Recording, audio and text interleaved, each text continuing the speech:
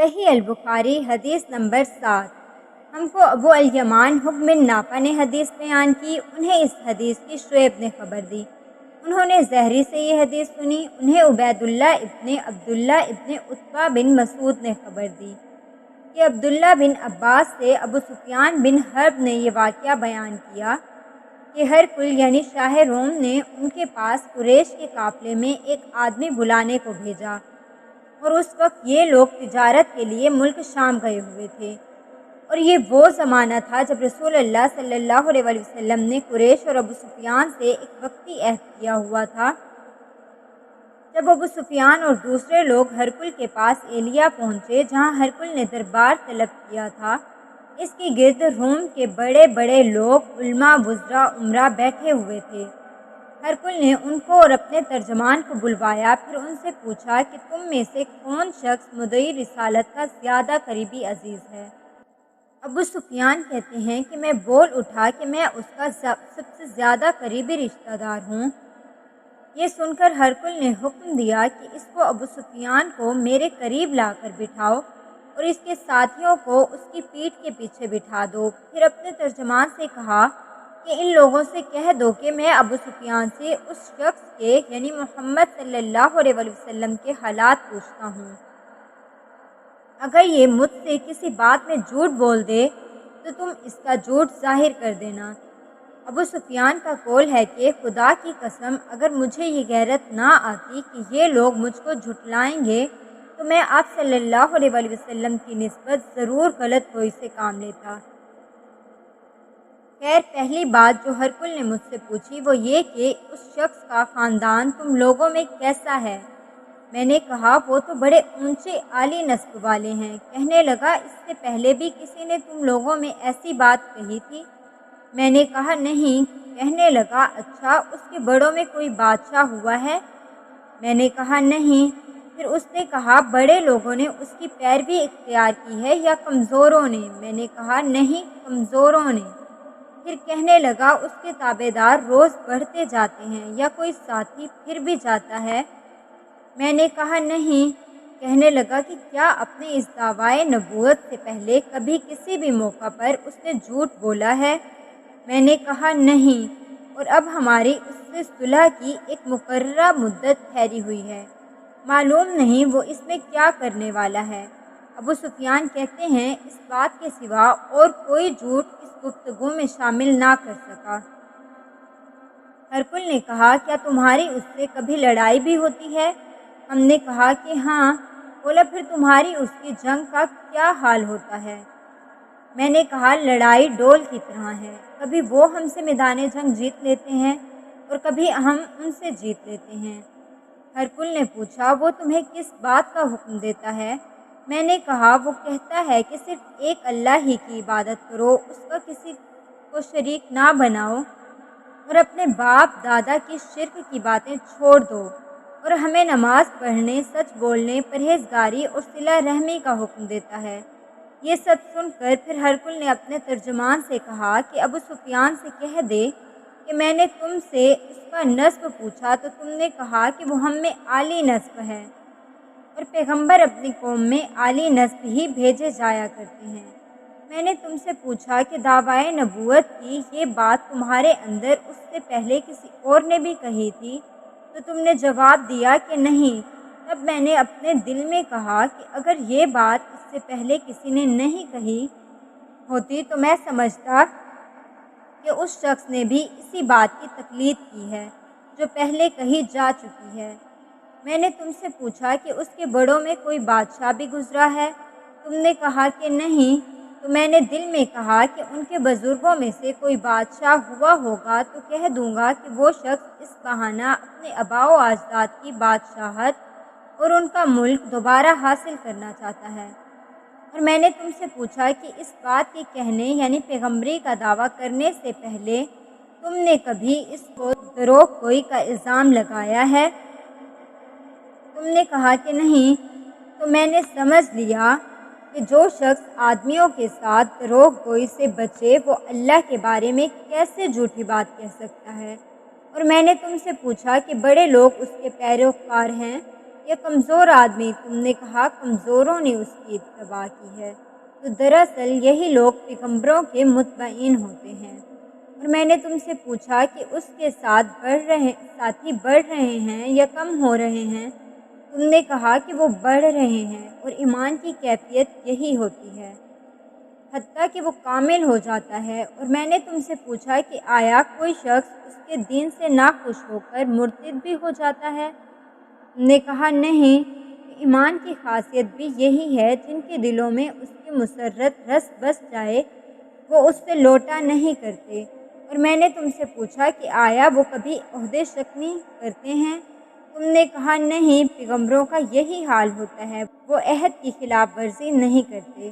اور میں نے تم سے کہا کہ وہ تم سے کس چیز کے لیے کہتے ہیں؟ تم نے کہا کہ وہ ہمیں حکم دیتے ہیں کہ اللہ کی عبادت کرو، اس کے ساتھ کسی کو شریک نہ ٹھہراؤ، اور تمہیں بتوں کی پرستش سے روکتے ہیں، سچ بولنے اور پرہیزگاری کا حکم دیتے ہیں۔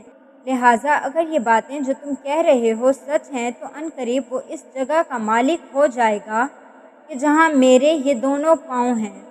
مجھے معلوم تھا کہ وہ پیغمبر آنے والا ہے، مگر مجھے یہ معلوم نہیں تھا کہ وہ تمہارے اندر ہوگا۔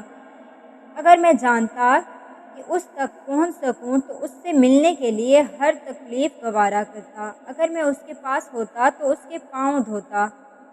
ہرقل نے رسول اللہ صلی اللہ علیہ وسلم کا وہ خط منگایا جو آپ نے وہیمہ کلبی رضی اللہ تعالیٰ عنہ کے ذریعہ حاکم بصرہ کے پاس بھیجا تھا، اور اس نے وہ ہرقل کے پاس بھیج دیا تھا۔ پھر اس کو پڑھا تو اس میں لکھا تھا، شروع اللہ کے نام کے ساتھ جو نہایت مہربان اور رحم والا ہے۔ اللہ کے بندے اور اس کے پیغمبر محمد صلی اللہ علیہ وسلم کی طرف سے یہ خط ہے شاہ روم کے لیے۔ اس شخص پر سلام ہو جو ہدایت کی پیروی کرے۔ اس کے بعد میں آپ کے سامنے دعوت اسلام پیش کرتا ہوں۔ اگر آپ اسلام لے آئیں گے تو دین اور دنیا میں سلامتی نصیب ہوگی، اللہ آپ کو دوہرا ثواب دے گا، اور اگر آپ میری دعوت سے روگردانی کریں گے تو آپ کی ریا کا گناہ بھی آپ ہی پر ہوگا۔ اور اے اہل کتاب، ایک ایسی بات پر آ جاؤ جو ہمارے اور تمہارے درمیان یکساں ہے، وہ یہ ہے کہ ہم اللہ کے سوا کسی کی عبادت نہ کریں اور کسی کو اس کا شریک نہ ٹھہرائیں، اور نہ ہم میں سے کوئی کسی کو خدا کے سوا اپنا رب بنائے۔ پھر اگر وہ اہل کتاب اس بات سے منہ پھیر لیں تو مسلمانوں، تم ان سے کہہ دو کہ تم مانو یا نہ مانو، ہم تو ایک خدا کے اطاعت گزار ہیں۔ ابو سفیان کہتے ہیں، جب ہرقل نے جو کچھ کہنا تھا کہہ دیا اور خط پڑھ کر فارغ ہوا تو اس کے ارد گرد بہت شور و غوغا ہوا، بہت سی آوازیں اٹھی اور ہمیں باہر نکال دیا گیا۔ تب میں نے اپنے ساتھیوں سے کہا کہ ابو قبشہ کے بیٹے حضرت صلی اللہ علیہ وسلم کا معاملہ تو بہت بڑھ گیا، دیکھو تو اس سے بنی اصفر روم کا بادشاہ بھی ڈرتا ہے۔ مجھے اس وقت سے اس بات کا یقین ہو گیا کہ حضور صلی اللہ علیہ وسلم عنقریب غالب ہو کر رہیں گے، حتیٰ کہ اللہ نے مجھے مسلمان کر دیا۔ راوی کا بیان ہے کہ ابن ناطور ایلیا کا حاکم ہرقل کا مصاحب اور شام کی نصارہ کا لاٹ پادری بیان کرتا تھا کہ ہرقل جب ایلیا آیا ایک دن صبح کو پریشان اٹھا تو اس کے درباریوں نے دریافت کیا کہ آج ہم آپ کی حالت بدلی ہوئی پاتے ہیں، کیا وجہ ہے؟ ابن ناطور کا بیان ہے کہ ہرقل نجومی تھا، علم نجومی میں وہ پوری مہارت رکھتا تھا۔ اس نے اپنے ہم نشینیوں کو بتایا کہ میں نے آج رات ستاروں پر نظر ڈالی تو دیکھا کہ ختنہ کرنے والوں کا بادشاہ ہمارے ملک پر غالب آ گیا ہے۔ بھلا اس زمانے میں کون لوگ ختنہ کرتے ہیں؟ انہوں نے کہا کہ یہود کے سوا کوئی ختنہ نہیں کرتا، سو ان کی وجہ سے پریشان نہ ہوں۔ سلطنت کے تمام شہروں میں یہ حکم لکھ بھیجیے کہ وہاں جتنے یہودی ہوں سب قتل کر دیے جائیں۔ وہ لوگ انہی باتوں میں مشغول تھے کہ ہرقل کے پاس ایک آدمی لایا گیا جسے شاہ حسان نے بھیجا تھا۔ اس نے رسول اللہ صلی اللہ علیہ وسلم کے حالات بیان کیے۔ جب ہرقل نے سارے حالات سن لیے تو کہا کہ جا کر دیکھو وہ ختنہ کیے ہوئے ہیں یا نہیں۔ انہوں نے اسے دیکھا تو بتلایا کہ وہ ختنہ کیا ہوا ہے۔ ہرکل نے جب اس شخص سے عرب کے بارے میں پوچھا تو اس نے بتلایا کہ وہ ختنہ کرتے ہیں۔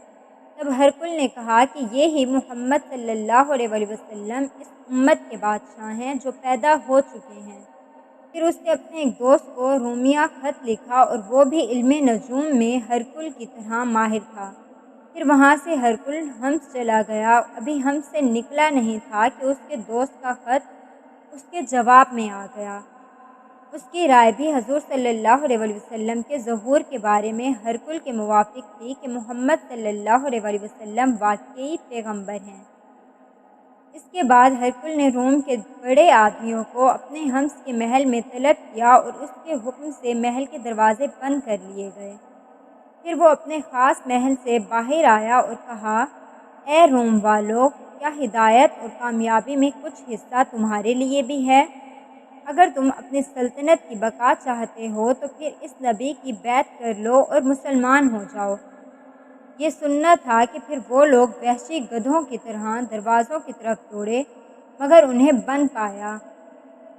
آخر جب ہرکل نے اس بات سے ان کی یہ نفرت دیکھی اور ان کے ایمان لانے سے مایوس ہو گیا تو کہنے لگا کہ ان لوگوں کو میرے پاس لاؤ۔ جب وہ دوبارہ آئے تو اس نے کہا، میں نے جو بات کہی تھی اس سے تمہاری دینی پختگی کی آزمائش مقصود تھی، سو وہ میں نے دیکھ لی۔ تب یہ بات سن کر وہ سب کے سب اس کے سامنے سجدے میں گر پڑے اور اس سے خوش ہو گئے۔ بالآخر ہرکل کی آخری حالت یہی رہی۔